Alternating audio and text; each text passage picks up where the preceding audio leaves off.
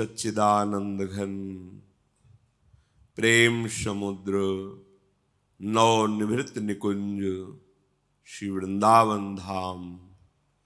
वृंदावन धाम के लाड़िले युगल चंद श्री श्यामा श्याम समस्त हित परिकर एक कृपामय है। बहुत बार प्रार्थना करते हैं कि इनकी अपने सब के ऊपर अहेतुकी कृपा है।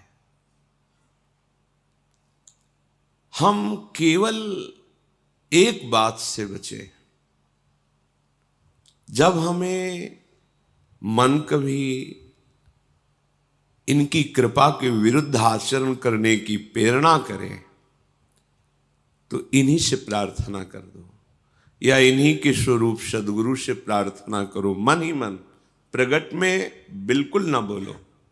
देखो, आपको जिस हेतु की कृपा से श्रीधाम का दर्शन मिला है, जिस हेतु की कृपा से ये सब संयोग बना है, वो बड़ी कृपा समर्थ है। पर अपने लोग सूरदास जी के वचनों में, जिन को तन दियो ताको न भजन कियो ऐसो नोन हरामी, नमक हरामी। जिसने इतनी हेतु की कृपा की, एक क्षण में धाम छूट जाता है, एक क्षण में इष्ट का आश्रय छूट। ये मम माया दुर्त्या, इसको आप खिलवाड़ मत समझो। और ये तभी होता है, भगवान ने एक शब्द कहा है, मोहि कपट छल छिद्र न भावा। स्पष्ट मांग कर रहे हैं आराध्य देव कि ये मुझे अच्छा नहीं लगता, मुझे सर्वांतर्यामी से कपट करते हो, छल करते हो, ये ठीक नहीं। देखो, जितनी भी हमारे अंदर गलतियां हैं वो विकार से होती हैं। विकार का मूल होता है स्वसुख वांछा, स्वसुख वांछा का मूल होता है देहाभिमान, और देहाभिमान अज्ञान से होता है, और अज्ञान भगवान से विमुख होने पर होता है, प्रभु से विमुख होने पर होता है। ये सारा का सारा जो माया का तंत्र है, ये केवल भगवत विमुख होने से हुआ है। हमें प्रत्यक्ष देखते हैं, जहां हमारे हृदय में छुपाव कपट, वही माया नष्ट कर देती है। हृदयेश्वर से क्या छुपाव करना? तुम्हारी माया बाजी पसारी विचित्र, सुनि मुनि मोहे काकी कौर। कह श्री हरिदास, तुम हारे हम जीते तौ न तोड़। हरि, यदि आप कहो कि तू बहुत गंदा है, तो मालिक, ये माया किसकी है? आपकी ही है ना। बड़े बड़े ऋषि मुनि किसकी गोद में बैठकर आपको भूल जाते हैं? आपकी माया ना। तो है किसकी? तुम्हारी माया बाजी पसारी विचित्र, तो समझ में ही नहीं आती। और आप सदैव हमारा हित करने में लगे हैं, और मैं सदैव आपकी आज्ञा उल्लंघन कर रहा हूं। पर वाह मेरे प्यारे, आप मेरा साथ नहीं छोड़ रहे। यद्यपि आप हार चुके हो मुझे सुधारते सुधारते, मैं बिगाड़ते बिगाड़ते जीत गया हूं, फिर भी आप अपनी कृपा की बान नहीं छोड़ते। आप हम पर कृपा कर ही रहे। ऐसा तो मेरे प्रभु का स्वभाव है। और आप प्रभु से भी छल कपट दुराव, अरे ये इतने कृपालु हैं, बस जैसे हो वैसे इनके सामने पे बस नहीं मानना। जीव का स्वभाव है ना मानना, इसी से ये दुर्गति हो रही। नहीं, भगवान और गुरुदेव और भगवत प्रेमी महात्मा, ये कहने को तीन है। वैसा ही हृदय जैसा भगवान का, वैसे ही भक्तों का हृदय हो जाता है। क्योंकि भगवान कहते साधु हृदयम मह्यम, मैं साधु का हृदय बन जाता हूं। साधु का हृदय मैं बन जाता हूं, मैं ही हृदय बन जाता हूं। अगाध हृदय में करुणा होने पर भी जब आप कपट करते हैं, छल करते हैं, देखो अनंत जन्मों की बिगड़ी केवल धामवास से बन जाएगी। तुम कामी हो, क्रोधी हो, लोभी हो, मोही हो, कुछ भी, बस एक बात हजारों बार कही, वैष्णव अपराध न बने, गुरु द्रोह न बने। बस तुम जैसे पड़े रहो। यहां पड़े रहने से भगवत प्राप्ति हो जाएगी, पड़े रहने से। अरे धाम है भाई, ये कोई तीर्थ थोड़ी है। तीर्थराज प्रयाग भी जहां मस्तक रगड़ते हैं, ईश्वर कोटि के महापुरुष जहां की रज की याचना करते हैं, उस परम पावन धाम में आप वास कर रहे हैं। कहीं वास करके साधु समागम है, साधु समागम के प्रभाव से भजन, रात दिन आपकी दिनचर्या भागवतिक, तो आपके लिए भगवत प्राप्ति कोई कठिन बात है क्या? परे हम देखते हैं कपट का जाल हम प्रभु से भी रखते हैं, गुरुदेव से भी रखते हैं, अपने हृदय की बात उनको नहीं बताते हैं। मन ही मन जो हमारे अंदर प्रेरणाएं आती हैं उसके अनुसार कार्य करते हैं। फिर जानते, अभी इसी शास्त्र में आप आगे श्रवण करेंगे, जब कोई गुरु आज्ञा का उल्लंघन करता है और अधर्म आचरण करता है, तो जो राक्षस लोग हैं, दैत्य लोग हैं, उनका आवेश उन पर हो जाता है। आगे प्रश्न आगे आएगा, जो अभी चरित्र सुनाएंगे उसमें आगे आएगा कि ये भीष्म कैसे मार सकते हैं पांडवों को, कैसे मार सकते हैं पांडवों के पक्ष को। तो दैत्य लोग कहते हैं युधिष्ठिर को, तुम्हें बिल्कुल निश्चिंत रहना चाहिए, हम सब तैयार हैं। ये अमुक भीष्म के हृदय में जाएंगे, ये द्रोणाचार्य के हृदय में जाएंगे, क्योंकि अधर्म का पक्ष लें, इसलिए मेरे उनके प्रवेश करने में कोई भय नहीं। अब भीष्म कार्य नहीं करेंगे, मैं कार्य करूंगा उनके शरीर में बैठकर। आश्चर्य हुआ कि हो, ये जो आज्ञाओं का उल्लंघन करते हैं उनकी बुद्धि इतनी भ्रष्ट हो जाती है। उन्हें बताया कि जो अधर्म आचरण करता है मेरे लिए खुला दरवाजा हो जाता है, मैं राक्षस उसके हृदय में बैठकर ऐसे आचरण कराता हूं कि अपनी पार्टी में सम्मिलित कर लेता हूं। बोले तुम्हारी बुद्धि क्यों काम? क्योंकि वो आविष्ट हो चुकी है, असुरों से आविष्ट, आसुर भाव वहां प्रकाशित हो गया है। बार बार कहते हैं केवल बात मान लो, कोई नहीं छू पाएगा। जीते विनायक शुभ अशुभ, विघ्न करे नहीं कोई। पर बात क्या, प्रभु से भी छल, सामने कुछ और चेहरा, पीछे कुछ और चेहरा। बड़ा आश्चर्य है भगवती माया के इस महाबल का कि वो सर्वांतर्यामी प्रभु से भी कपट कर रहा है। रोज सत्संग सुन रहे हो तो हम आपसे प्रार्थना करते हैं, किसी और से कहने की जरूरत नहीं। जैसे हो वैसे के वैसे प्रभु से प्रार्थना करो, उनको अपने हृदय की बात बताओ, उनके सामने रो, गुरुजनों से बात बताओ, रो। वो कहे या ना कहे, ठीक हो जाएगा, अपने आप ठीक हो जाएगा। इनके दरबार की ऐसी महिमा ही है कि वो कहे जाओ ठीक हो जाएगा, ये कहने की जरूरत नहीं, अपने आप ठीक हो जाएगा। पर हम कपट करके उनके पूछने पर भी, उनकी आज्ञा पर भी अपने मन को उत्साहित करके परमार्थ भ्रष्ट आचरणों को करते हैं, तो आसुर भाव प्रकट हो जाता है, कुछ समझ में ही नहीं आता, और जब समझ आई तब समझने लायक नहीं रह जाता।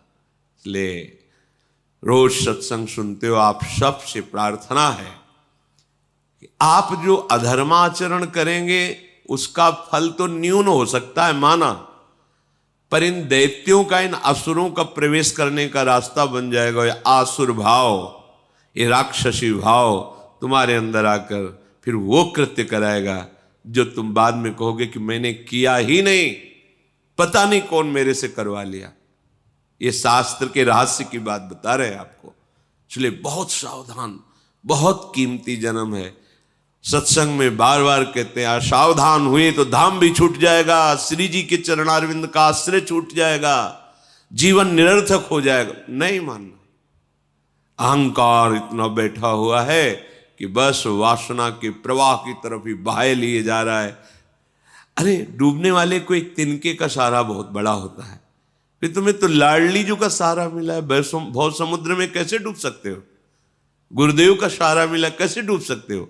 पर तुमने तो सहारा नहीं, सहारा तो लिया भोगों का, छल का, कपट का सहारा लिया, डूब जाओगे। सत्संग सुनो, उसे आचरण में उतारो और मन से लड़ना सीखो। ये मन से जो तुम हार रहे हो, इसमें तुम्हारी कमी है। तुम इतना दुलार मन को क्यों करते हो? थोड़ा प्यार तो प्रभु से कर लो, प्रभु के नाम से कर लो, प्रभु के जनों से कर लो, प्रभु की बात पर कर लो। अनंत जन्मों से इसी मन का दुलार करते रहे हो, इस जन्म में थोड़ा तो समझ जाओ। पर वो समझना नहीं, अपनी समझ को वासना के हाथ समर्पित कर दिया तो कैसे समझ पाओगे? उपासना के हाथ समर्पित कर दो, अभी ठीक हो जाओगे, अभी समझ जाओगे। कुछ ठीक नहीं होना, बस स्वीकृति बदल देनी। जहां स्वीकृति बदली तुम विजय प्राप्त कर लोगे। न तुम स्त्री हो, न पुरुष हो, भगवान के अंश हो, प्रियाजू के निज जन हो। ये कहां स्वीकृति? स्त्री भाव में हुए तो काम, क्रोध, लोभ, ईर्ष्या मुझे, पुरुष भाव में हुए तो इसी भाव की स्वीकृति से तुम्हारे अंदर ये सब दुर्गति वाले लक्षण हैं। भाव को तो बदलो, पर कोई सुनकर समझकर मानकर के बिरला ही चलता है। नहीं, सब मनमानी। हे मनमानी, इसीलिए भगवत प्राप्ति बहुत कठिन कही जाती है। इसीलिए संत समागम का फल मिलना बहुत कठिन हो जाता है, क्योंकि सब अपने मनमानी। अरे थोड़ा तो गुरु मानी बनो, थोड़ा तो शास्त्र आज्ञा का पालन करो। ये जन्म बहुत कीमती। देखो, वैसे ही प्रारब्ध कर्म बड़े बड़े संतों को देखो कष्ट दे रहे हैं, तो आप विचार करो जरा, क्या आप सदैव सुखी रहेंगे? क्या आपका सदैव शरीर स्वस्थ रहेगा? क्या आपको सदैव सहयोग मिलेगा सांसारिक व्यक्तियों का? आज तुम्हारा शरीर स्वस्थ है, तुम जवान हो, तो तुम्हारे शरीर को भोगने के लिए तुम्हें मित्र मिल जाएगा। कल जब तुम्हारा शरीर अस्वस्थ होगा और तुम्हारा पाप कर्म बढ़ जाने के कारण सब कुछ क्षीण होगा, तब तुम्हें जिससे मिलना चाहिए उससे मिलने की सामर्थ्य नहीं रह जाएगी। फिर जो दुख मिलेगा तुम झेल नहीं पाओगे। मान जाओ, धर्मयुक्त विषय का सेवन करो, नाम जप करते हुए इतना बल बढ़ाओ कि मन से लड़के उसको परास्त कर दो, तो विजयी हो जाओगे। प्रभु के जनों के हृदय में जो प्रेम है वो तुम्हारा उत्थान कर देगा, वो तुम्हारा मंगल कर देगा। देखो, श्री भगवान स्वयं करुणा करके उपदेश करते हैं, तुम्हें कुछ नहीं करना, केवल मेरा चिंतन करो, मैं सब संभाल लूंगा। अनन्यस चिंतयन्तो माम ये जना परिपासते तेषाम नित्याभियुक्ता नाम योगक्षेमं वहाम्यहम्। क्यों नहीं आप इस बात को समझते? राधा राधा राधा राधा सब संभाल लें, पर नहीं करना। छुप छुप के पापाचरण करना, छुप छुप के गंदी बातों का अंदर विस्तार बढ़ाना, छुप छुप के धर्म विरुद्ध मार्ग चलना, और बाहर से सत्संगी बने रहना, बाहर से भक्त का बाना पहने रहना, ये क्या है? तुम प्रभु को ठगना चाहते हो। विश्वात्मा सर्वज्ञ प्रभु से धोखा नहीं, तुम अपने आप से धोखा कर रहे हो, अपने आप का पतन कर रहे हो। इसलिए सावधान रहिए, बहुत बढ़िया अवसर आ गया है, निकल चलिए। नहीं, भगवान की दुरंत माया बख्शती नहीं किसी को, आप बस इतना समझ लो। ये उसी को आगे निकलने देती, मार्ग दे देती है, जो ईमानदारी से भगवान का आश्रय लेकर सत्य भाव से मार्ग में चलता है और चलने का अभिमान नहीं रखता है। माया रास्ता भी निकल जाओ, नहीं तो ऐसे उसके पास जाल है कि कहीं से भी वो आपको गिरा सकती है, क्योंकि भगवान की है ना, किसी और की नहीं। चलो चलते हैं, पांडवों के पावन चरित्र का श्रवण करते हैं। श्री मार्कंडेय जी महाराज शास्त्रों ब्रह्म ऋषियों के बीच में विराजमान युधिष्ठिर जी को उपदेश कर रहे हैं। वो हम सबको उपदेश है, क्योंकि संपूर्ण प्रजा का प्रतीक राजा होता है, और महर्षि जन जब श्रेष्ठ पुरुष को उपदेश देते हैं तो संपूर्ण विश्व को उपदेश हो रहा है, ऐसा मानना चाहिए। जैसे श्री शुकाचार्य ने परीक्षित जी को भागवत सुनाई तो परीक्षित जी के जितने प्रश्न हैं मानो सब प्रजा के हृदय के प्रश्न हैं। श्री सुखदेव जी जितने उत्तर देते हैं मानो संपूर्ण विश्व को उत्तर दे रहे हैं। श्री मार्कंडेय जी कह रहे हैं अंतर्जानुषयो यस्तु भुंक्ते संसक्त भाजनः यो द्विजः शब्द रहितम स क्षमस्तारणाय वै। हे युधिष्ठिर,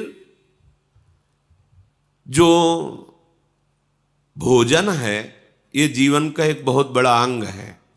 हमारे प्राणों का पोषण होता है और सूक्ष्म बात, इससे हमारे मन का निर्माण होता है।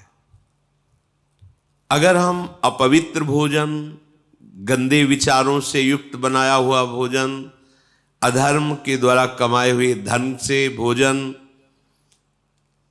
तो वो हमारे मन को वासना में कर देगा, मलिन कर देगा और बुद्धि को निर्णय ठीक करने की शक्ति का अपहरण कर लेगा। अगर हम इस पद्धति से भोजन पाते तो हमारी बुद्धि प्रकाशित होगी और मन ठीक हो जाएगा। वैसे भी ग्रामीण कहावत में भी जैसा खाए अन्न वैसा बने मन, इसका बहुत बड़ा प्रभाव पड़ता है। तो धर्म से कमाए हुए अन्न को जब हम रसोई में अमनिया करें तो उस समय विषय वार्ता, विषय चिंतन नहीं होना चाहिए। अंदर ही अंदर नाम जप करो, भगवत चिंतन करो और विचार करो कि प्रभु को भोग लगाना है, चाहे गृहस्थ हो चाहे विरक्त। प्रभु को अर्पित करने की भावना में ही पवित्रता आ जाती है। छूना मत, श्री जी को भोग लगाना है, एक पवित्रता आ जाती है। और जब हम भोग लगा के प्रसाद पाए तो दूसरे हाथ का स्पर्श न हो, बाएं हाथ का स्पर्श न हो। जैसे जो लोग दोनों हाथों से ऐसे, ये बुद्धि को खराब करने वाला, ऐसे नहीं पाना चाहिए। बाएं हाथ को अलग करके दाहिने हाथ से, एक हाथ से ही भोजन पाने का विधान है। आराम से केवल नाम जप करते हुए। दूसरा, शब्द रहितम, भोजन पाते समय आवाज नहीं करनी चाहिए, मौन रहना चाहिए। नाम जप करो अंदर से, कोई पद चला लो, शांत भोजन। भोजन परोसने वाला रोटी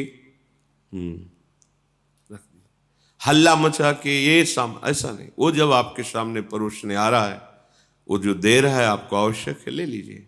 नहीं आ रहा है, जितना आया है राधे श्याम पाली। गृहस्थी में तो स्वयं आपने बनाया, भोग लगाया, आराम से बैठ के नाम जप करते हुए पाइए। एक हाथ से पाए, दाहिने हाथ का ही प्रयोग होना चाहिए। दोनों हाथ स्पर्श होने से फिर वो अपनी बुद्धि को मलिन कर देगा, ऐसा शास्त्रीय सिद्धांत है। पात्र में एक ही हाथ का स्पर्श होना चाहिए। ऐसे प्राय जो लोग सत्संग नहीं करते, साधु सेवन नहीं, वो दोनों हाथों से ऐसे नहीं पाना चाहिए, शास्त्र निषेध।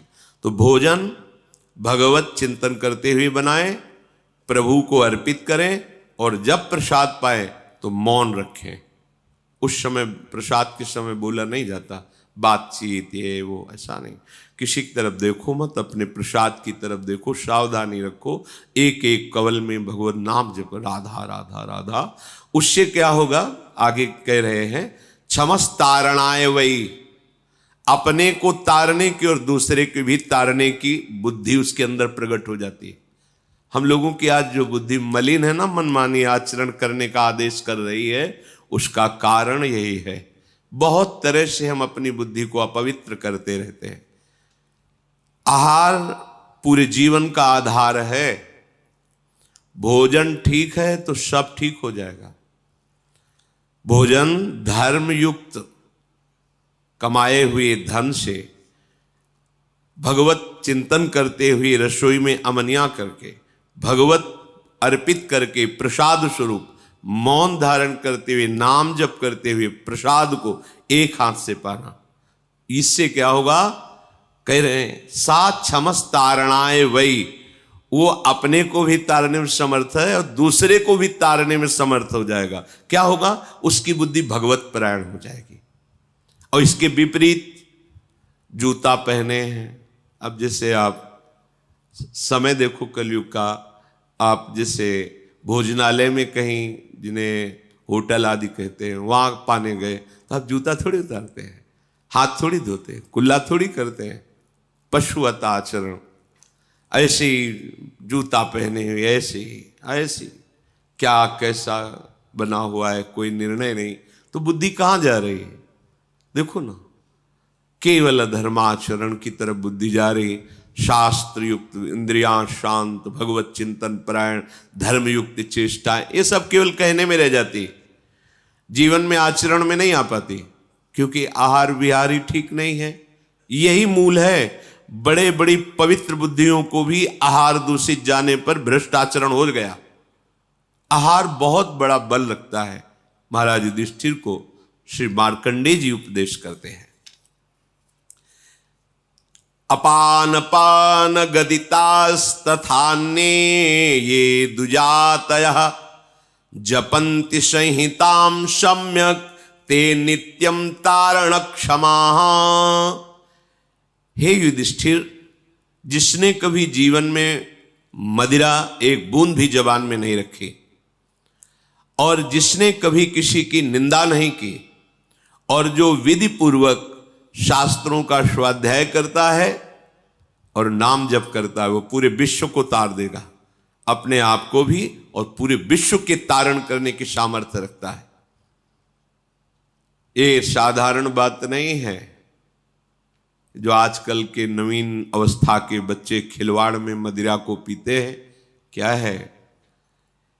जिसके मुख में कभी जीवन में मदिरा नहीं गई है, किसी प्रकार से किसी की निंदा नहीं की, दोष आरोपण नहीं किया, और जो शास्त्र स्वाध्याय भगवान नाम जप करता है, सहज में मन शांत होकर उसका भगवदाकार हो जाता है।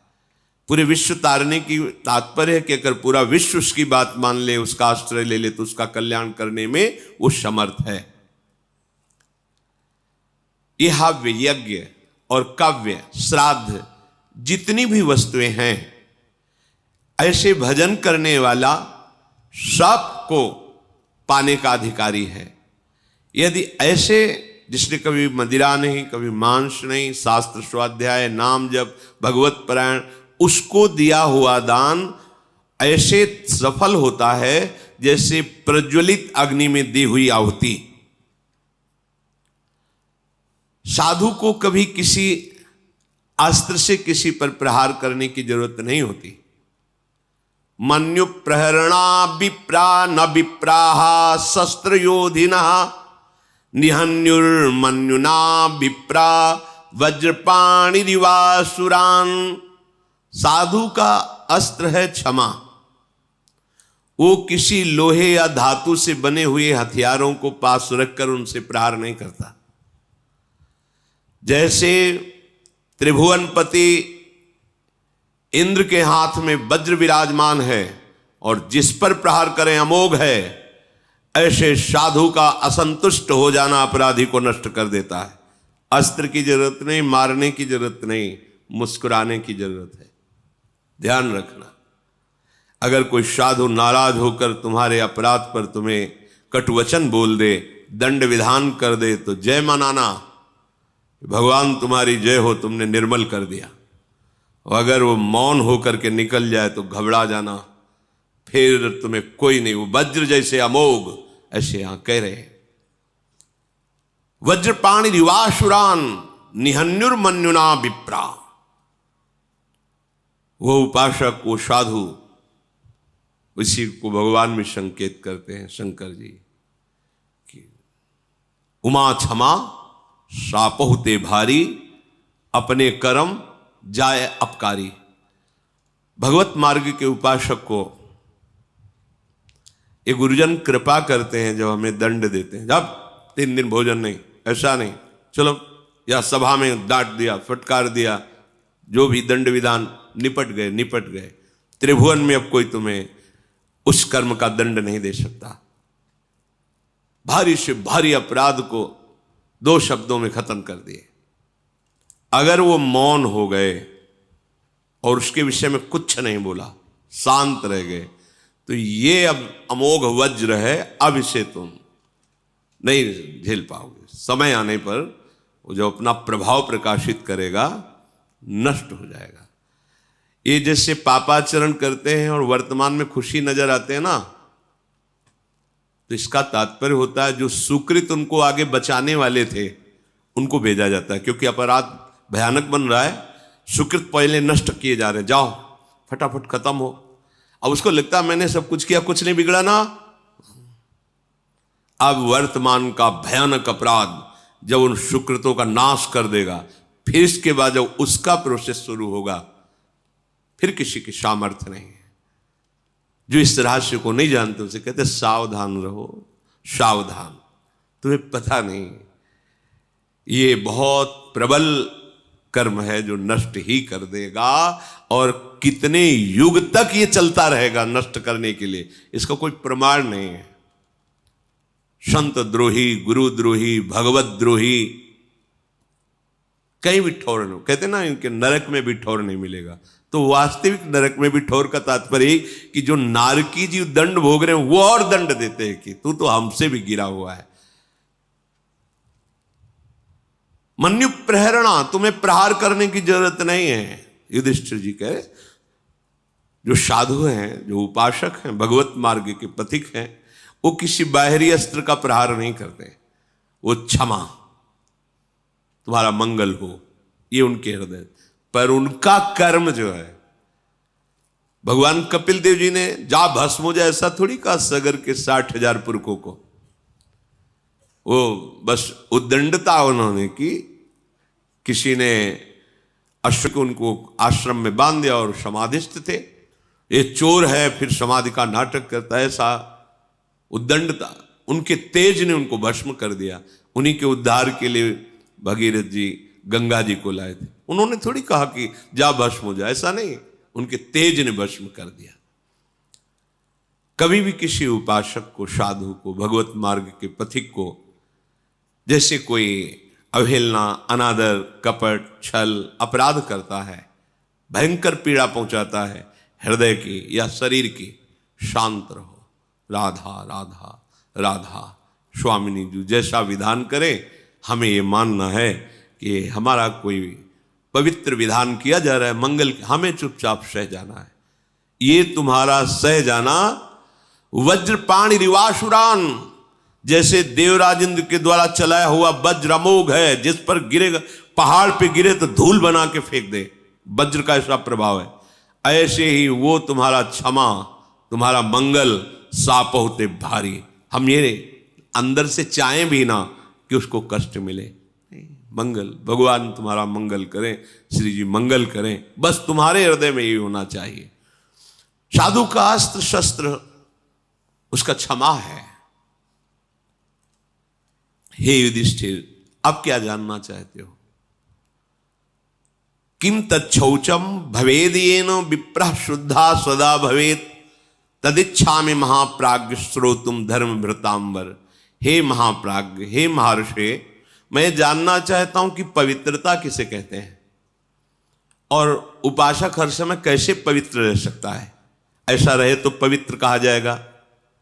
तो मार्कंडेय जी ने कहा वाक शौचम कर्म शौचम चयच्च शौचम जलात्मकम त्रिभि शौचैरुपेतो यः सस्वर्गी नात्र संशयः। हे युधिष्ठिर, 3 प्रकार का पवित्रता का स्वरूप वर्णन किया गया है। वाक शौच, वाक पवित्रता, वाणी की पवित्रता। वाणी की पवित्रता है झूठ मत बोलो। अगर कहीं भूल से अन्यत्र झूठ निकल जाए तो संतों के सामने झूठ मत बोलो, तो उस झूठ का समापन हो जाएगा, नाश हो जाएगा। एक घर तो त्रिभुवन में ऐसा रखो जहां तुम खुले रहो। एक घर, समस्त ब्रह्मांड में छल कपट का राज गुरुदेव के सामने तो जैसे वैसे रहो ना। तुमने ऐसा जी, देखो हमारा मन अमुक जगह आसक्त हो रहा है, हमारा मन गलत प्रेरणा कर रहा है, मैं इसको बचाने में असमर्थ हूं, आप कृपा करके बचा लीजिए, आप संभाल लीजिए। वो बोले ना बोले, अर्जी लग गई, वो संभाल लेंगे। क्योंकि जिनको तुम मानव समझ रहे हो उनके हृदय मंदिर में भगवान बैठे हैं, तुमने उन्हीं से निवेदन किया है।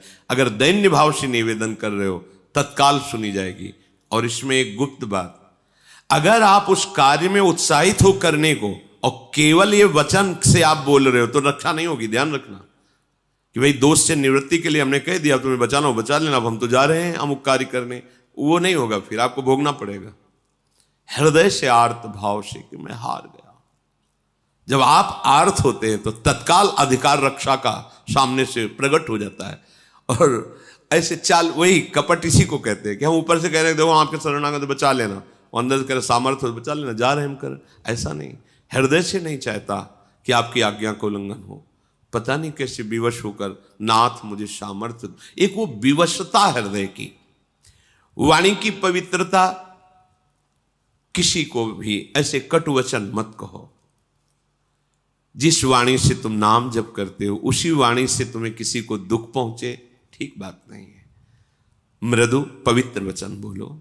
पर ये देखो भगवत प्राप्ति के मार्ग वाले ही जो थोड़ा सत्संग सुनते हैं भगवत प्राप्त, ये कुछ ऐसे लोग होते हैं जिनका कोई लक्ष्य ही नहीं होता है, न धर्म का पता न अधर्म का पता, बस जिए चले जा रहे हैं, न लक्ष्य है न कोई, बस ये लोग नहीं समझ पाएंगे। यदि आप वास्तविक शांति चाहते हैं, सुख चाहते हैं, किसी को कड़वा मत बोलो। चुगली, इससे वाणी अपवित्र हो जाती है। तुम जानते हो वो ऐसा ऐसा, तुम्हें क्या लेना देना, तेरे भावे जो करे भलो बुरो संसार, नारायण तू बैठ के अपनो भवन बुहार। तेरा हृदय पवित्र हो गया क्या? तेरे हृदय में नित्य विहार प्रकट हो गया क्या? अगर वो प्रकट हो गया होता तो सर्वत्र प्रभु दिखते, जब नहीं तो तू अपने को पवित्र कर, दूसरे की चुगली काहे करता है? निंदा, दोष वार्ता, गंदी वार्ता, ये सब वाणी को अपवित्र कर देते हैं।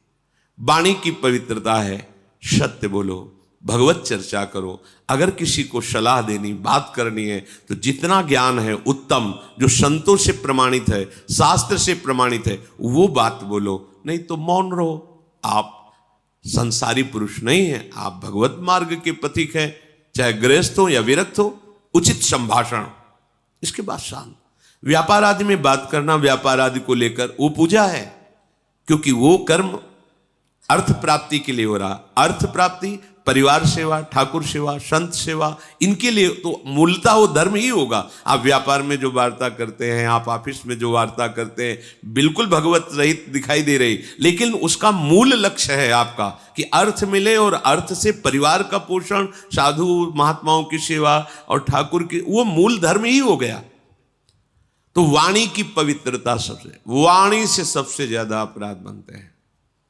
इस पर ध्यान नहीं दिया जाता। मनमानी जो है बोल लिया, क्या है आपको पता है? आप जो बोलते हैं वो सब आकाश में अभी स्थित है। जैसे कलकत्ता में हो रहा है प्रोग्राम, वो वाणी वहां प्रकट हो रही, वहां गाया जा रहा है, और यंत्र यहां से पकड़ रहा है। कैसे पकड़ रहा है? वो कलकत्ता जाके थोड़ी पकड़ रहा है, वो शब्द आकाश में फैल गया। अब उसके पकड़ने की सामर्थ्य तो यहीं से पकड़ लेगा वो। अमेरिका की बात यहां सुन लो तो क्या हुआ? अमेरिका पहुंच गया क्या हमारा यंत्र? नहीं, वो यहीं पकड़ रहा है, क्योंकि वो शब्द ब्रह्म में है, आकाश में फैल गया। अब उसको जहां से यंत्र से पकड़ो वहीं से सुन लो। तो ये नहीं कि तुमने बोला वो खत्म हो गया, वो सुरक्षित है।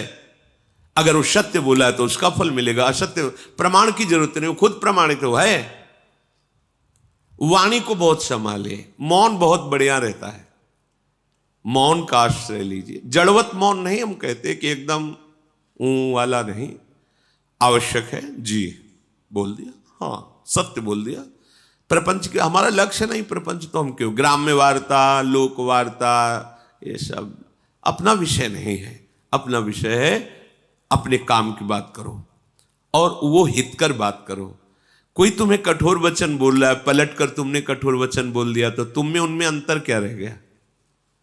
तुमको तो सत्संग मिलता है ना, तुम तो प्रभु के जन हो ना, थोड़ी क्षमता तो आप अपनी बढ़ाइए। चल दिए। पहली है वाणी की पवित्रता। बहुत संभालिए, सत्संगी हो वाणी को। और हमें तो लगता है कि आप सबसे पहले बोलने के पहले एक बार राधा बोलिए, फिर बात कीजिए। आपकी वाणी खुले तो सबसे पहले राधा, श्री राधा, हाँ ऐसा ऐसा ऐसा ऐसा ऐसा, अच्छा राधा राधा, राधे राधे, चलते। मतलब भगवान नाम के बीच में वार्ता हुई तो मंगलमयी हो गई। प्रारंभ का शब्द और अंतिम शब्द राधा होना चाहिए आपका, क्योंकि आप स्वामी जी के परिकर हैं। याद रखिए। सुनो, हाँ नहीं, सुनो राधा जी बोलिए। और ये हमने अभ्यास कई उपासकों से के देखा कि राधा राधा राधा, हाँ ऐसा राधा राधा राधा नाम उच्चारण। अगर उस शब्द में कोई त्रुटि होगी बीच में, वो क्षमा हो जाएगा, क्योंकि प्रारंभ और आपका अंत शब्द के बीच में राधा राधा आया। जो आप बोले वार्ता की, उसका प्रारंभ राधा था और वार्ता समाप्त हुई राधा, वो भजन के अंतर्गत आ। जो उसमें त्रुटि हुई वो राधा नाम की महिमा से नष्ट हो जाएगा। पर वही बोल सकता है जो साधक है। नहीं तो जैसे कांतिक में अमोक, हाँ, जैसे गांव में नहीं, अरे हाँ, ऐसे नहीं। राधे श्याम, राधा वल्लभ, श्री हरिवंश, नाम उच्चारण करो। भक्त संग किया है, इसका परिचय तब मिलेगा जहां आपका नाम उच्चारण किया। राधा राधा, राधा वल्लभ, श्री हरिवंश, राधा राधे राधे, नाम उच्चारण करो। वाणी की पवित्रता। फिर कह रहे हैं कि शरीर की पवित्रता। शरीर की पवित्रता के लिए कई बार वर्णन हुआ है, जैसे शौच आदि में रज का प्रयोग। आप जैसे विरक्त हैं या गृहस्थ हैं, आपको मंत्र मिल गया है, तो अब ऐसे नहीं कि जहां मनाया खड़े लघु शंका कर दी, ऐसे चल दी। कोशिश करो। वैसे तो आजकल बोतलों में जल रखते हैं, छोटा गिलास रखा, या वो वैसे टेम्परेरी गिलास भी आते हैं, वो छोटे छोटे जो चाय आदमी, वो पास है। लघु शंका गए, जल लिए, मूत्रेंद्री का प्रक्षालन किया, फिर हाथ धोया, फिर राधा वल्लभ श्री हरिवंश, राधा वल्लभ श्री हरिवंश, राधा वल्लभ श्री हरिवंश आचमन किया, और थोड़ा जल लेके से वो नाम जप करो, मंत्र जप करो। पवित्र वर्ष में शौच गए, उतने ही कपड़े पहनो जितने आवश्यक हैं, जो धोने में काम आए। नहीं तो आजकल बाथरूम की व्यवस्था है, दरवाजा बंद, आप अगर बार बार कभी शौच लगे तो कमर से स्नान कर ले, यहाँ से हाथ धो लिए, और हर छिद्र में जल, आंख में कान में ऐसे जल ले करके, नाक में ऐसे, और कुल्ला करके पवित्र हुए। बाहर निकले, रज लगाया, तिलक लगाया, आप भगवत स्वरूप हैं, पवित्र हैं। ये जो मनमानी आसुरी भाव नहीं है, फिर बुद्धि भ्रष्ट हो जाएगी, समझ में ही हमारी बात नहीं आएगी। बात समझ लेना। अगर आपका शरीर पवित्र नहीं है, वाणी पवित्र नहीं है, मन पवित्र नहीं, तो उपासना किस बात की हो रही? बोले दिखावे की क्या जरूरत है? ये सब बहिर्मुख लोगों के वचन। तस्मात् शास्त्रम प्रमाणम, शास्त्र आज्ञा कर रहा है। कई बार मन को समझाना पड़ता है। जैसे कोई आप प्रसाद दे दें और मुख में डाल लिया, और जहां मंत्र चलाने की कोशिश करो तो पहले अंदर से अभ्यास आता है, झूठा है, नहीं नहीं, ये तो प्रसाद श्री जी का लिया है, ऐसा। रज हर समय पास, जरा सा ऐसे, जरा सा एक कण भी दांत में लगा कि रज गई, अब आप मंत्र जप कर सकते हो। अगर पानी की व्यवस्था, आचमन नहीं, रज। आपको ऐसा लगता है कि जल की व्यवस्था नहीं, तो आप कहा है, आप एक झोली रखिए जिसमें चरणामृत है, रज है, आप उपासक हैं, तो आप वो रज निकाले, जरा सा ऐसे कर लिया और हाथ में हो गया, पवित्र हो गए आप। हर उपाय है, पर पवित्र जल से, रज से। वाक शौचम और कर्म शौचम, शरीर पवित्रता। अब कर्म पवित्रता, अब इसमें ज्यादा सावधानी की जरूरत है। हमारा कोई कर्म अपवित्र ना रहे। अपवित्र कर्म होता है धर्म विरुद्धाचरण। कोई ध्यान ही नहीं देता, चाहे जितना हल्ला मचाओ कोई ले। तभी तो संत जन हार करके फिर मौन हो जाते हैं कि चलो नहीं कोई संभलने वाला, अपने लगो। हार गए बड़े बड़े महापुरुष, वर्षों उपदेश देने के बाद जब देखा कोई परिवर्तन नहीं, तब का 1,00,000 नाम जप करके आओ हमारे सामने, तब हम तुम्हारे प्रश्न का उत्तर देंगे। नहीं तुम प्रश्न करते रहोगे, उत्तर मिलता रहेगा, समझ में कुछ आएगा ही नहीं। नाम जप नहीं है तो पवित्रता हृदय में नहीं, कैसे बात समझोगे संतों की? तुम्हारी मलिन बुद्धि संतों की बात तक पहुंच जाएगी क्या? कर्म शौचम, कर्म शास्त्र प्रमाणित, गुरु उपदिष्ट। कोई भी कर्म ऐसा जो अधर्माचरण कहलाता है, वो हृदय अगर थोड़ा सा भी धर्म में चल रहा है तो आपका हृदय उत्तर देने लगेगा। ये गलत है, ये गलत। ज़्यादा जानकारी के लिए रजिस्टर रखने की जरूरत नहीं है, वो हृदय ही है, वो बता देता रहेगा यहाँ गलत हो रहा है, सावधान हो जाए। नहीं समझ में आ रहा, संतों से पूछ लीजिए, भगवान से पूछ लीजिए। सच्ची कहते हैं, तुम हृदय में 1 मिनट शांत होइए और प्रभु से पूछिए, स्वामी प्रभु ये कार्य मुझे लगता है गलत है कि सही, आप अगर सही है तो हृदय शीतल हो जाएगा, गलत है तो जलन और संशय हो जाएगा। बस फिर अब उसको मत कीजिए।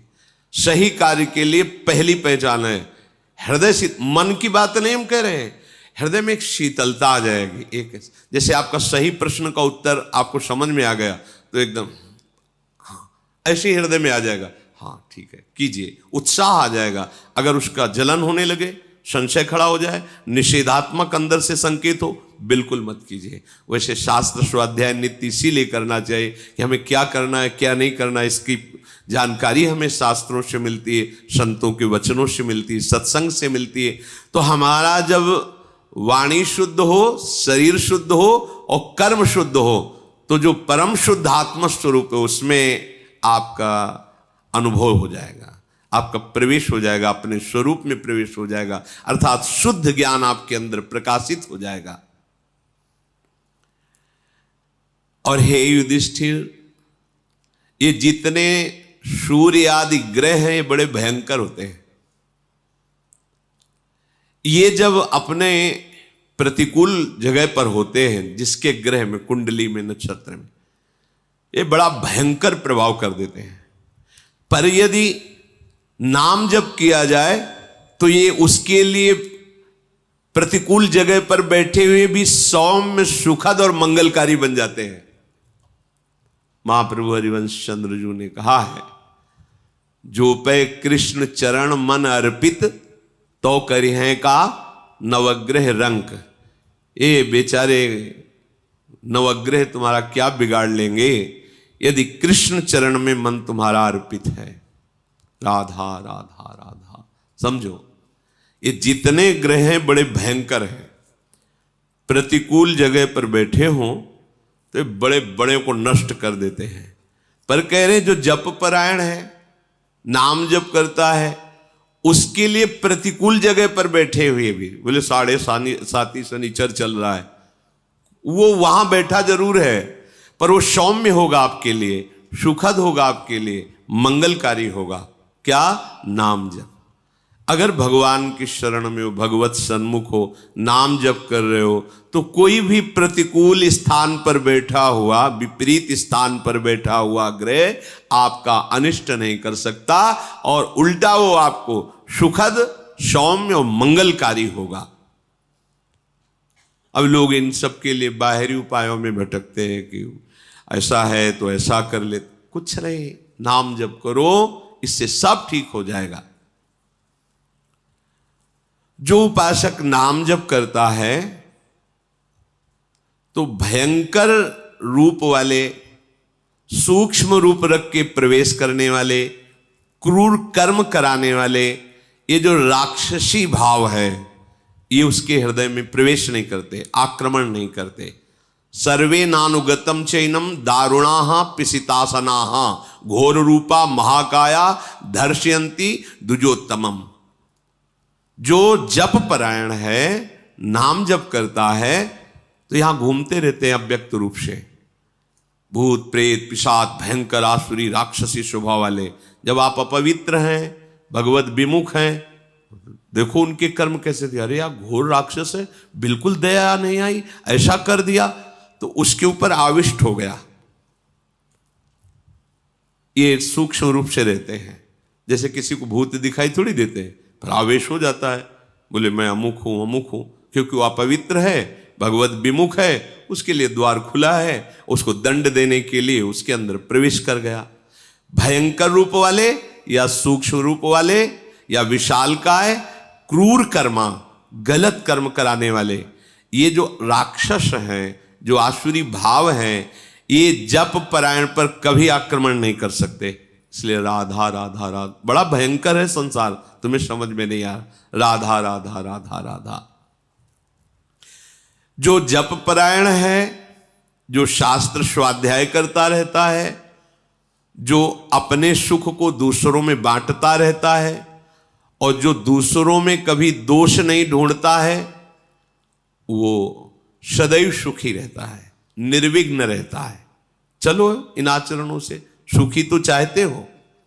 जो साधु शास्त्र का ज्ञान रखता है या न रखता है, ध्यान सुनो, उसे वेद आते हैं या नहीं आते हैं, वो पुराणों की कथा जानता है या नहीं जानता है, वो उत्तम संस्कारों से युक्त है या शून्य है, उसका समाज में सम्मान होता है या अपमान होता है, इससे कोई मतलब नहीं। यदि वो भजन परायण है तो राख में छिपी हुई आग की ज्वाला है। वो बोल लेता है कि नहीं बोल लेता है, उसे वेद आता है कि नहीं आता है, वो उसको लोग प्रणाम करते हैं कि नहीं करते हैं, संस्कार युक्त दिखाई देता है या नहीं दिखाई देता है, पर रात दिन भजन करता है तो कैसा है? बोले राख में छिपी हुई आग है, वो छेड़ मत देना। ऐसा भीख मांगता खाता है, ऐसे कोई तेज तो है नहीं, कोई लोग तो इसके पास नाम जप परायण, बड़ी महिमा है। जैसे प्रज्वलित अग्नि श्मशान में भी कभी दूषित नहीं होती, यथा श्मशाने दीप्तौजाः पावको नैव दुष्यति एवं विद्वान अविद्वान वा ब्राह्मणो दैवतम महत्। चाहे विद्वान हो चाहे ना हो, श्मशान में भी आग पवित्र ही होती है, आग कभी दूषित नहीं होती। ऐसे ही जो सर्वत्र भगवत भाव रखने वाला है, निरंतर भजन में है, वो महान से भी महान है। कहीं भी बैठा हो, कुछ भी कर रहा हो, ये मत समझो कि तो अपवित्र है। जैसे श्मशान में भी आग पवित्र है, ऐसे भजनानंदी हर समय परम पवित्र रहता है। विषयान ग्रहणंत मुंचन्तु वा, दृष्टि मत डालो, किस भाव की स्थिति में कहां तुम्हें पता नहीं है। प्रकारश्च पुरद्वारैः प्रसादैश्च पृथग् विधैः नगराणि न शोभन्ते हीनानि ब्राह्मणोत्तमैः। बहुत बड़ी बड़े महलों से नगर बहुत सुंदर श्रृंगारित हो तो वो तब तक नगर कहलाने योग्य नहीं होता जब तक एक साधु ना हो। बहुत बड़ा नगर है, बड़े महल, बड़ी सुंदर चार दीवानियां, बड़े बड़े सुंदर द्वार, सब ठीक है, लेकिन उस क्षेत्र में एक भजन करने वाला साधु नहीं है, बोले वो शून्य, बेकार है। और चाहे जितना छोटा गांव या पुर भी हो ऐसा, और वहां एक भजनानंदी, वो महानगर है, क्योंकि एक भजनानंदी, तो आप सोचो ये तो भजनानंदियों का खेत है जहां आप बैठे हो। कोई ऐसा नहीं होगा यहां जो भजन न करता हो, कोई पक्का। वो कर नहीं रहा तो सुन तो रहा है ना। चलत फिरत सुनियत यह श्री राधा वल्लभ लाल। रंगनाथ जी जाना है, बिहारी जी, राधा वल्लभ जी कहाँ जाना है, यहाँ यही पूछना होता है। यहाँ थोड़ी पूछना होता है होटल जाना है या टाकीज जाना है, यहाँ तो यही पूछना होता है ये पथिकों से। अब वो भजन नहीं कर रहा पर भजन ही तो कर रहा। कहाँ चलना है? बांके बिहारी, बैठिए बांके बिहारी।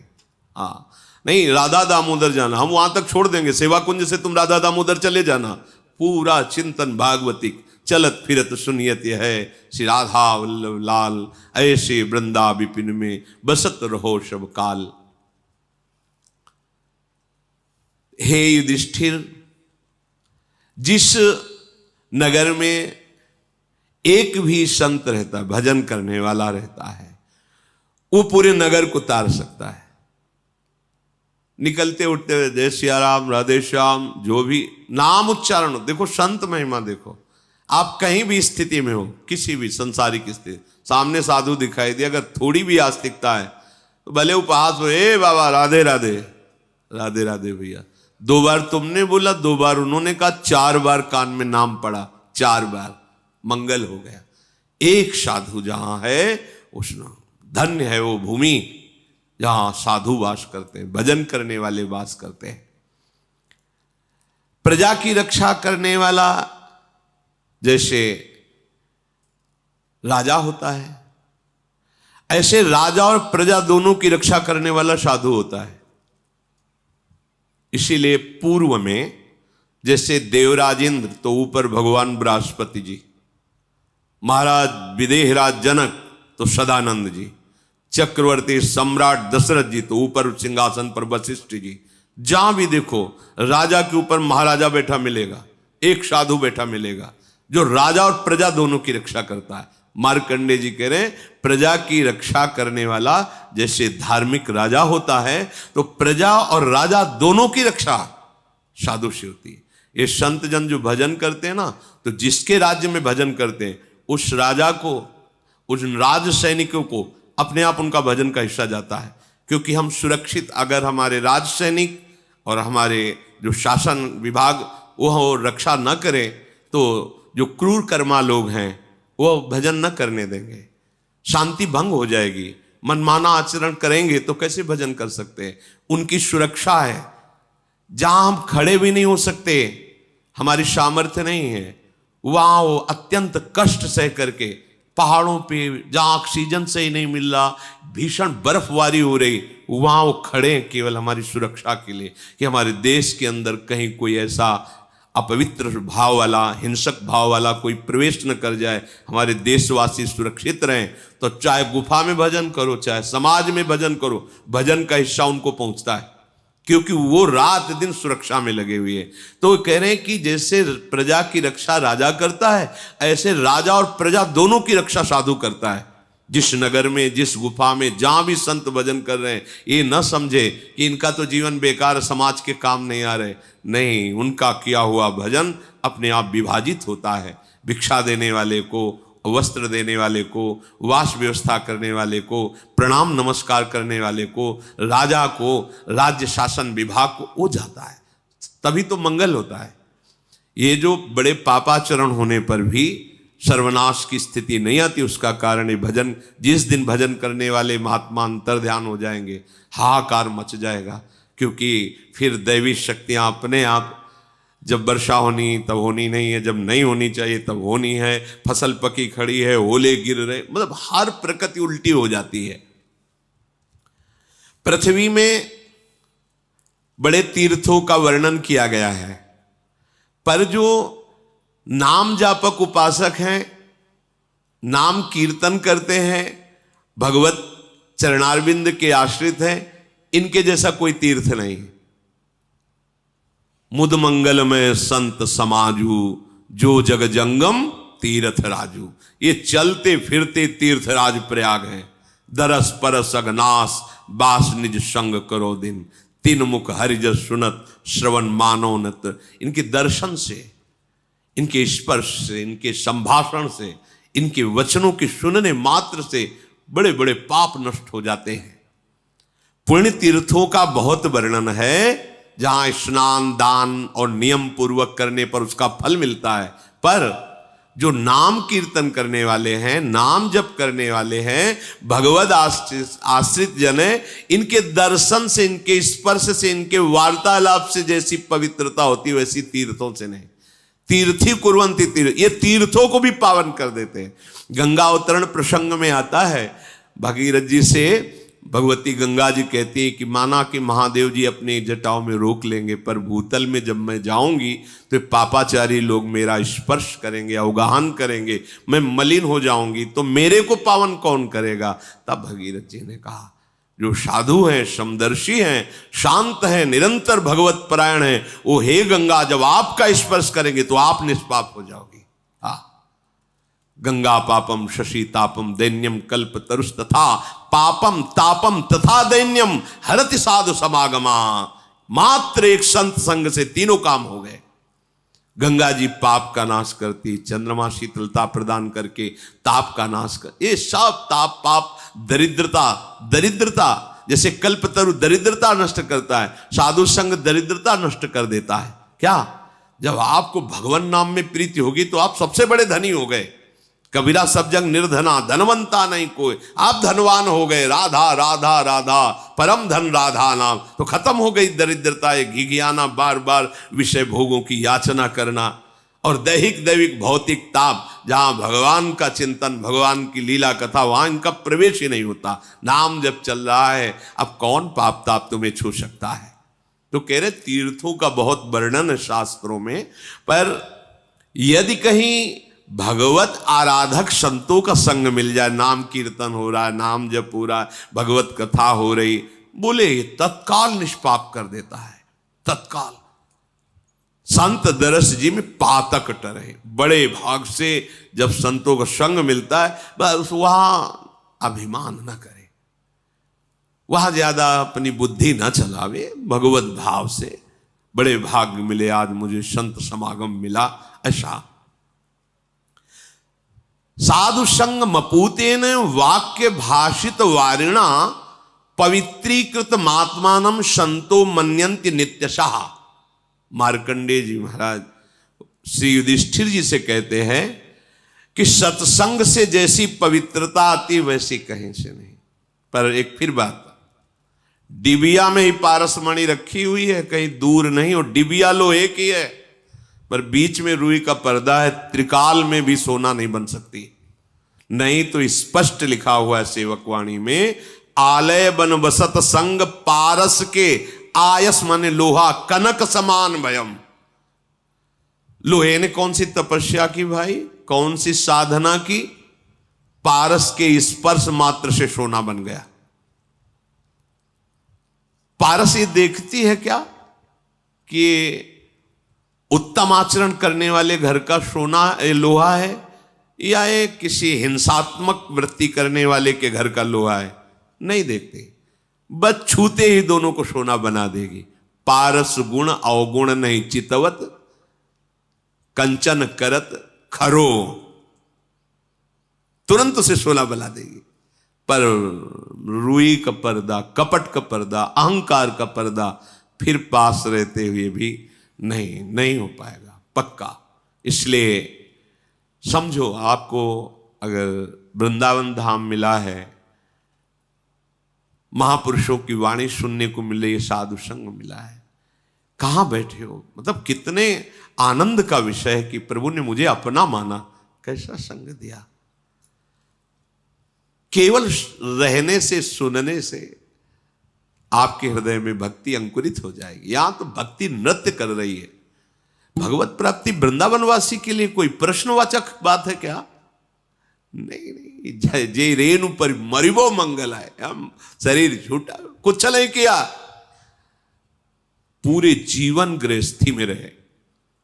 परिवार के सदस्य जब वृंदावन वास करने तो उनको असंतुष्टता हुई, पर उनका शरीर से प्रकट हुआ पुत्र वृंदावन, तो चमत्कार लाडली जू का कि गिरे, बेहोश हुए, वृंदावन उठा के लाए गए चंद दिनों में शरीर। हम तो यार तरसते हैं इस बात के लिए कि कहीं ऐसा ना हो कि कोई रोग का ऐसा कि भैया अब ले चलो इनको दिल्ली बंबई, तो कभी ऐसा ना हो। हम तो मांगते तरसते हैं कि जब हो तो इसी रज में हो। देखो, जो मांगा नहीं, जाना नहीं, चाहा नहीं, विरोध भाव किया, लेकिन अंश है इस वृंदावन में, तो घसीट लिया और परम कल्याण। आप यहां रह रहे हो, आपके कल्याण में कोई दिक्कत होगी, बस अन्य आश्रय मत रखना। ये हमारी बातें थोड़ा कम समझ में है, अन्य आश्रय मत रखना। हम किसी और को इतना अधिकार न दे दें कि हमारे लक्ष्य पर बाधा खड़ा कर दे, भाई ये ध्यान रखना। यहां मरने मात्र से भगवत प्राप्ति, ये धाम है, परम धाम है श्री जी का। सत्संग से जितनी पवित्रता होती उतनी किसी अन्य तीर्थों से नहीं। सत्संग परम पवित्र, भगवान ने भी अपनी वाणी से कहा है, व्रतान यज्ञ छंदांस तीर्था नियमा यमा यथा वरुण देत सत्संगा। श्री भगवान की वाणी, सत्संग से बढ़कर। पर बस फिर वही बात कह रहा हूं कि बोले फिर सत्संग का प्रभाव इसके ऊपर क्यों नहीं पड़ा? ऊसर वर्षई तरण नहीं जामा, क्या करे, फूलई फरई न बेत। बांस में चाहे जितनी डीएपी लगा दो और खूब पावरफुल पानी उसमें डालो, कभी केला लगने वाला नहीं। वो बांस है, ये बांस हृदय के जो है ना, खलऊ करें भली पाई सुसंगु और मिटे न मलिन स्वभाव अभंगु। कभी कभी दुष्टों को भी साधु संग मिल जाता है, दुष्ट स्वभाव वालों को साधु संग मिल जाता है, पर वो साधु संग को स्वीकार नहीं करते। खलऊ करें भली पाई सुसंगु और मिटे न मलिन स्वभाव अभंगो। चाहे गुरु मिले बिरंच सम, फूल भरे न बेत, मूरख हृदय न चेत, चाहे गुरु मिले बिरंच सम। हार जाओ, खोपड़ी फोड़ के हार जाओ, उसके समझ में नहीं आने वाला। और जिनको समझ में आता है, एक शब्द सुना जीवन का परिवर्तन हो गया। मतलब आश्चर्य होता है। गृहस्थ में रहते हैं, भागती हुई रास्ते में गाड़ी खड़ी हुई और अश्रु चल रहा है, बस मैं श्री जी से यही मांगा था कि एक बार आपको लाइव देख ले, एक बार देख ले। लगता है क्या है इनका, मेरा जीवन बदल गया। हृदय की नजदीकी नजदीकी, हृदय की दूरी दूरी। अब हमारे समीप तुम्हारा शरीर है, हृदय दिए हो भोगों को, रंग नहीं चढ़ रहा, दूर है भोगों में। हृदय दिए हुआ हमारे वचनों से वो अश्रु चल रहे, और कह रहा जीवन बदल गया।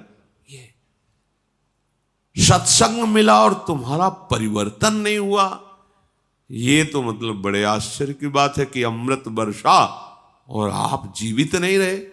बड़ी विचित्र बात है। साधु समागम और आपका परिवर्तन नहीं, मतलब ये सर्वाश्चर्यमय बात होती है। पर वो इसीलिए नहीं होती कि आप परिवर्तन नहीं करना चाहते।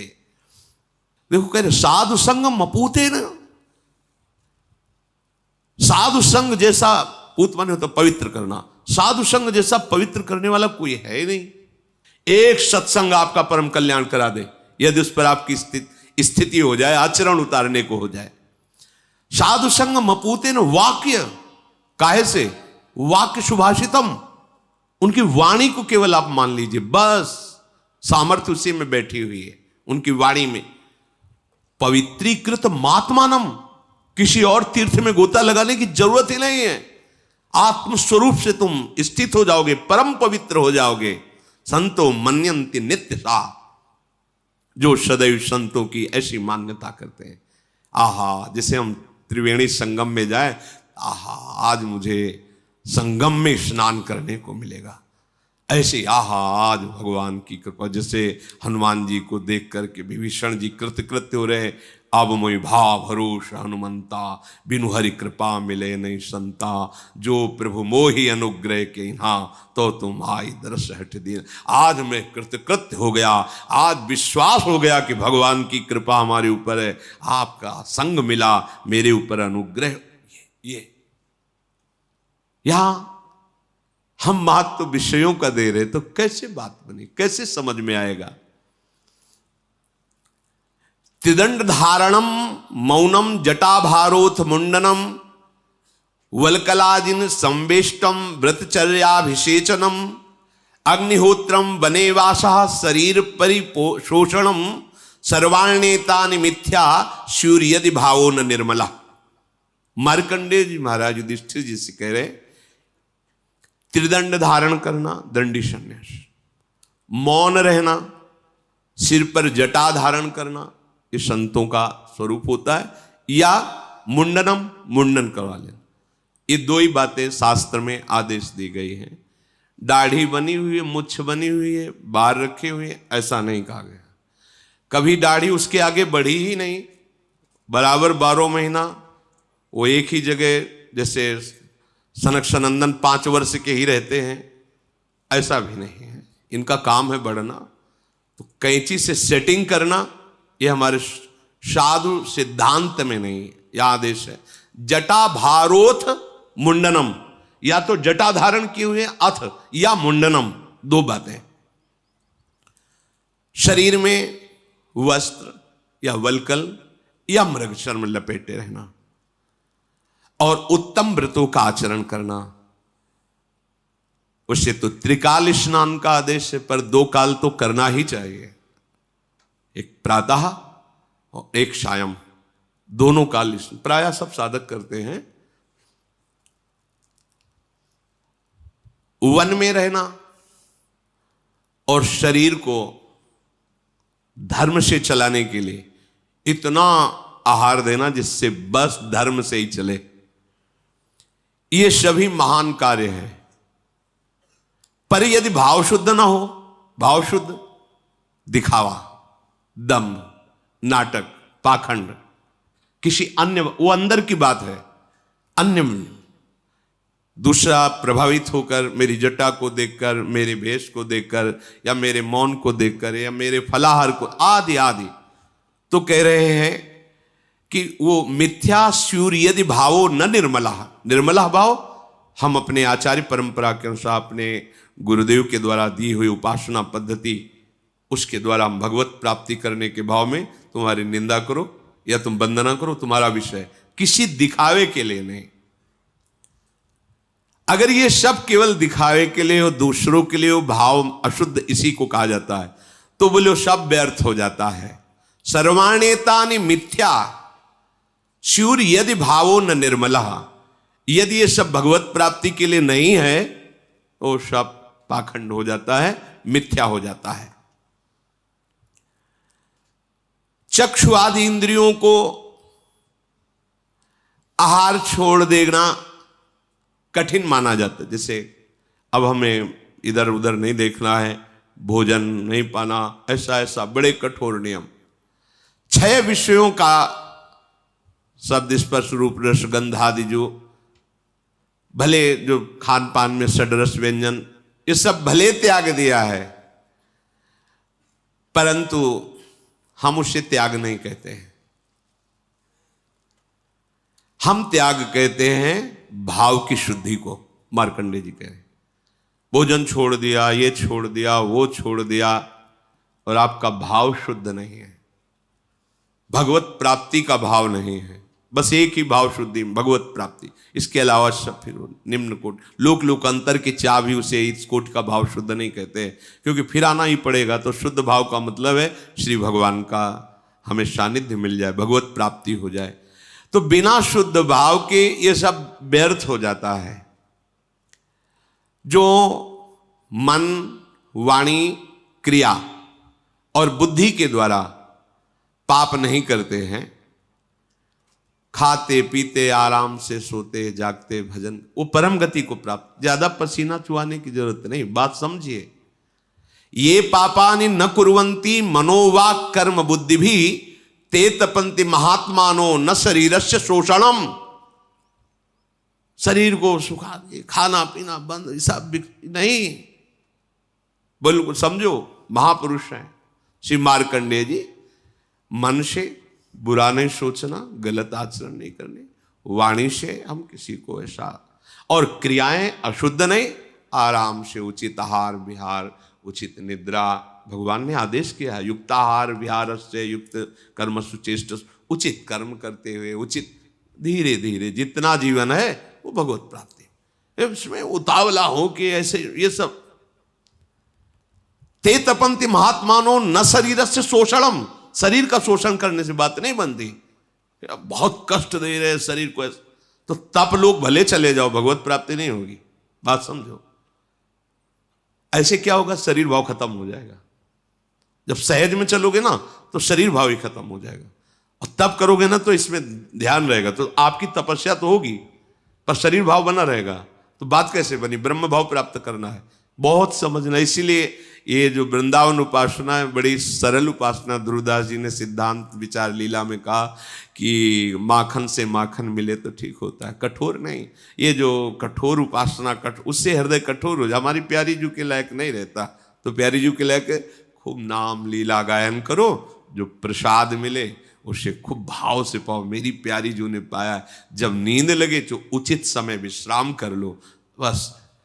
ए पापानि न कुर्वन्ति मनोवाक कर्म बुद्धि भी, ये बात समझना है।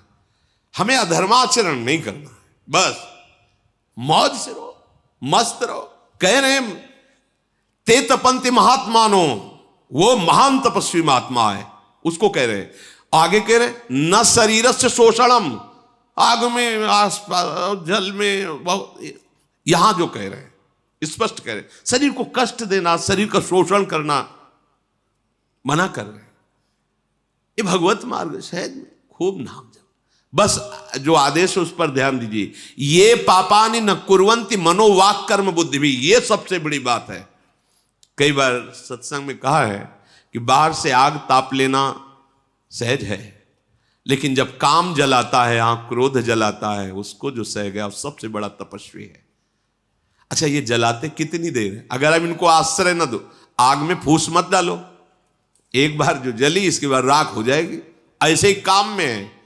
अब जहां काम वेदना प्रकट हुई तो तुम फूस क्या पेट्रोल डाल देते हो और भभक जाता है। आग में अगर आप पेट्रोलियम डालें, शांत राधा राधा, अगर तत्काल शांत करना है तो पानी डाल दो आग में तत्काल। भव जल निधि को नाव काम पावक को पानी।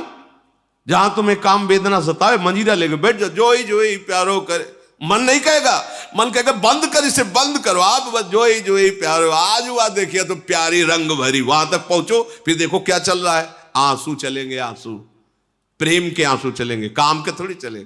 लेकिन नहीं, मानना ही नहीं, मानना ही नहीं। बस सबसे बड़ी बात यह कि ऐसे करना। जब मान ही नहीं रहे तो हम क्या कर सकते हैं। हमारा बस तो मानने पे चलता है, मानना नहीं तो फिर देखो, मानने से भगवत प्राप्ति होती है। भगवान सर्वत्र है। हिरण्यकश्यप कह रहा कहां तेरे भगवान। प्रहलाद जी का मानना पक्का, बोले खंबे में जिसमें मुझे बांध रखा है, इस खड्ग में जिससे तू मुझे मारना चाहता है, तेरे में है, मेरे में है वो सर्वत्र है। कहां भगवान प्रकट हो गए नरसिंह खंबा फाड़ के। मानो मानो, मानने से बात बन जाएगी। जिसने बहुत ध्यान दे, बड़े महापुरुष हैं, बड़ी सुंदर चर्चा है। जिसने व्रत उपवास आदि के द्वारा शरीर को सुखा लिया, उसकी तपस्या तो बढ़ गई, पावर तो बढ़ गया है, पर मन को कुटुंबीजनों में आसक्त किए। बड़ी सूक्ष्म अध्यात्म की चर्चा है। पारिवारिक स्नेह संबंध हो, सब बात नहीं बनी। जिसने शरीर को सुखा लिया, बड़ी कठिन तपस्या, पर दूसरे पे क्रोध बहुत जल्दी आ जाता है। जा, बात नहीं बनी, गया उधर गया।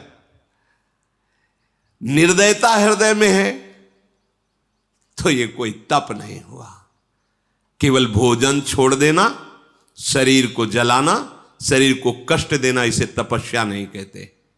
न ज्ञातिभ्यो दयायस्य शुक्ल देहो विकल्मषः हिंसा सा तपसस्तस्य नानासित्वम तपः स्मृतम। ये नहीं, नाम जप करो, सबके प्रति मंगल भाव रखो, जथालाभ संतोष सदा कहो, जो श्री जी दे दे रूखा सूखा खाओ, राधा राधा 4 दिन का जीवन, श्री जी के पास चलो।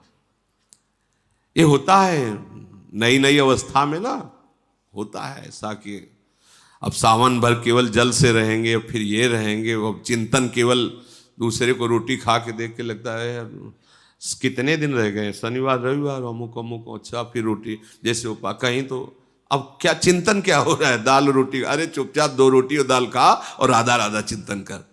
श्री सनकादि जी ने भागवत के विषय में जब वर्णन किया कि कैसे, तो उनका हो सके तो भाई उपवास करके करें, पर अगर उपवास करने से चिंतन अन्न का हो तो अन्न पा लेना चाहिए। अगर फल पाने से तुम्हारा भगवत चिंतन, तो फल पा के रह लो। वहां खास बात कही कि तुम जो भागवत सुनते हो उसका चिंतन होना चाहिए। अगर चिंतन रोटी दाल फल फूल को तो पहले पा लो उसे। भजन में बैठना है, बोले 11 माला हो जाए तभी पानी पिएंगे और तभी भोजन। उधर खुशबू आ रही हलवा बनने की, घर में बाल भोग बन रहा है, तो पहले ऐसा करो माला रख दो, पहले हलवा भोग लगाओ, पालो, फिर चैन से माला जपो, तो चिंतन तो बनेगा। लगे हर गुड़िया में चिंतन हलवा का होगा कि गरम गरम वो तो पा रहे हैं यार, जल्दी हो जाए 11 पूरा। बस समझो, उपासना का मतलब है आंतरिक चिंतन। अगर तुम्हारा मन कह रहा है कि पहले भोजन पाना है, तो हमारी राय है पहले भोजन पा के फिर भजन कर लो। तो उस समय क्या होगा, या तुम पा लिए ना, पर ये ना हो कि पा के फिर माला ही हाथ में रह जाओ सो जाओ। हाँ, ये भी ध्यान रखना है, हमारा लक्ष्य चिंतन है कि तुम्हारा चिंतन न घसीटने पावे। जो तुम चेष्टा कर रहे हो भजन की, उसका चिंतन होना चाहिए। तो जिसने व्रत उपवास आदि के द्वारा शरीर तो सुखा लिया, पर परिवार में मोहासक्त है, स्नेह रखता है, बात गड़बड़। जिसने शरीर को तो सुखा लिया है पर दूसरों पर दया भाव नहीं है, जरा से उसमें वही साप और वरदान वाली बातें, ये नहीं। और ये होता है जब अपना तप बल होता है ना, तब फिर ये होता है कि अच्छा तुम ऐसे वैसे समझते हो क्या, फिर हम तुम्हें दिखाएंगे। तो ये तो है, दिखा तो देखो, लेकिन तुम नहीं देख पाओगे जो देखने के लिए चले हो। अगर तुम्हें देखना है तो तुम्हें आंख मूंदनी पड़ेगी, पिटना पड़ेगा, चुपचाप चलना पड़ेगा। ये वो मार्ग है। जैसे धन बचा के हमको कोई चीज लेनी है, तो फिर रास्ते में कोई हंसी मजाक करे या कोई गाली दे, दोनों में गर्दन झुका के बिल्कुल पहुंच चलो अपने धन को बचा के सुरक्षित। ऐसे ये भजन है। चाहे तो प्रणाम करे तो नजर झुका के निकलो, और गाली दे तो नजर झुका, अपने भजन को बचा लो। जो निरंतर, बहुत ध्यान देने योग्य बात अब कह रहे गृहस्थ के लिए, तिष्ठन गृहे चैव मुनिर्नित्यम शुचिरलंकृतः यावत् जीवम दयावांश्च सर्व पापैः प्रमुच्यते। गृहस्थ में रह करके भी, घर में रह करके, निरंतर घर में रह करके भी वो मुनि ही है जो ऐसा करता है। क्या? अपने घर में रह करके सद्व्यवहार और धर्मयुक्त आचरण। जैसे गृहस्थ है, बस अगर काम भाव हो तो अपनी पत्नी से है, वो भी धर्मयुक्त। पत्नी है तो अपने पति से ही है। अन्यत्र पूरे विश्व में कहीं ये प्रायः रहता था। पहले प्रायः रहता था, मतलब ये तो स्वभाव में गांव में बैठा रहता था। मतलब ने तो इतना देखा है कि जैसे बहू आदि घर में है, तो जो घर के बड़े जन हैं अगर किसी काम से जाते हैं कई आवाजें दे के अंदर की, मतलब सावधान हम अंदर आ रहे हैं ऐसा। और छोटे भाई की बहू है, बड़ा भाई जा रहा है, बिल्कुल उसके वस्त्र अगर छू जाए तो अपने को अपराधी समझते थे कि गलती हो गई, वो छोटी बहू के कपड़ा छू। ऐसा पवित्र भाव, इतना बस आपका कार्य दिखाई दे। और कभी ऐसे कह के बात ना तो बड़े बुजुर्ग जन करते थे और ना बड़े भाई जन करते थे। बहुत उससे क्या परम पवित्रता। अब उसको मजाक माना जाता है, यहाँ तो घूंघट किस काम का। एक वो पवित्र व्यवहार, जिस पवित्रता का आपको ज्ञान नहीं, उस पवित्रता का व्यवहार। घर में गृहस्थ में रहते हो, आप मुनि माने जाओगे यदि अपनी पत्नी से ही केवल काम भाव, अपने पति से ही केवल काम भाव, और यही ही आपको भगवत प्राप्ति करा देगा। विषय सेवन करते हुए भी भगवत प्राप्ति करा देगा। पर ऐसा नहीं, उसके भी नियम लेने चाहिए। मनमानी आचरण वहां भी नहीं करना चाहिए। नहीं तो जब शरीर ही क्षीण रहेगा तो धर्म कार्य क्या, गृह कार्य नहीं कर पाओगे। आपके अंदर आलसी वृत्ति, प्रमाद वृत्ति बनी रहेगी। और भागवतिक सद्गुणों को धारण करना, नाम जप करना। हमने ऐसे भी घर देखे, रोज शाम की कथा होती, नाम कीर्तन होता, पत्नी पुत्र परिवार बैठकर ठाकुर जी का ऐसे सिंहासन। तो धन्य है इनका जीवन, गृहस्थ होते हुए था, अपने अपने कार्य से निवृत्त होके आए, शाम के सब स्नान करके ठाकुर जी को फूलों से श्रृंगारित करके नाम कीर्तन कर रहे हैं, आरती कर रहे हैं, जय घोष लग रहा है, प्रसाद थोड़ा भोग लगाया, अगर कोई बाहरी भी है तो उनको दे दिए। ये कितना मंगलमय जीवन। जीवन भर ये ध्यान रखा कि कभी हमसे पापाचरण ना हो जाए। गृहस्थ धर्म में कभी पापाचरण ना हो जाए, और आए हुए को कभी भूखे नहीं जाने दिया।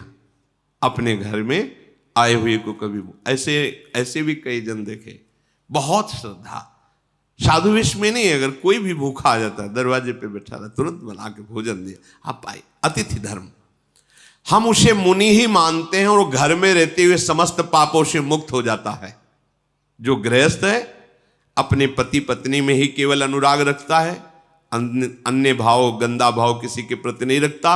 आओ ये अतिथि साधु महात्मा का सेवन, घर में ठाकुर सेवा, नाम कीर्तन, भगवत चर्चा बैठ करके करना चाहिए।